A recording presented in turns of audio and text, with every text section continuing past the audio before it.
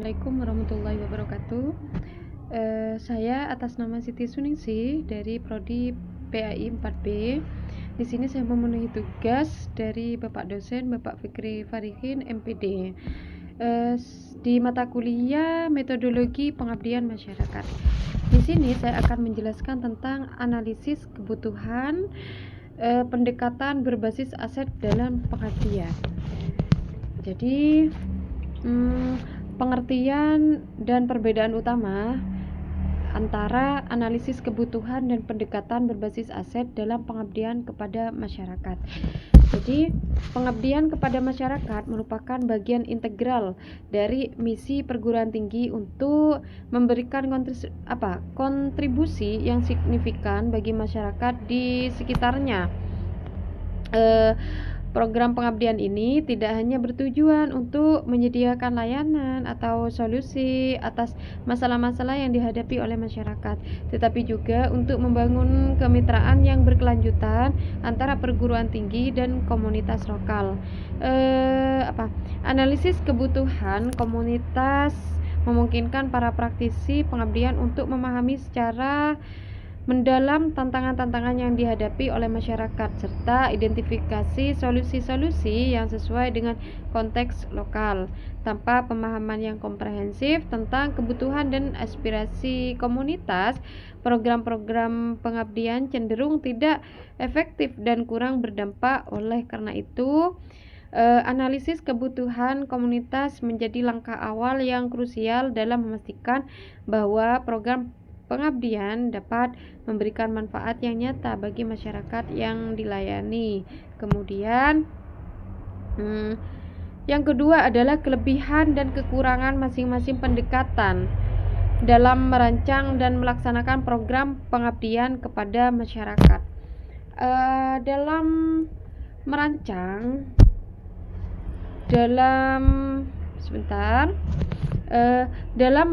dan melaksanakan program pengabdian kepada masyarakat, analisis kebutuhan memiliki sejumlah kelebihan yang signifikan.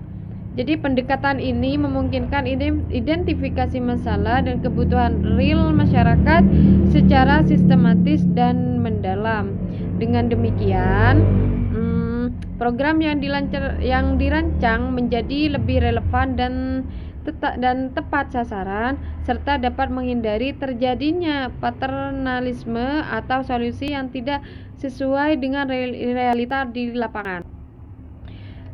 Kemudian yang ketiga adalah penerapan pendekatan analisis kebutuhan versus pendekatan berbasis aset dapat mempengaruhi keberhasilan, keberlanjutan, dan dampak program.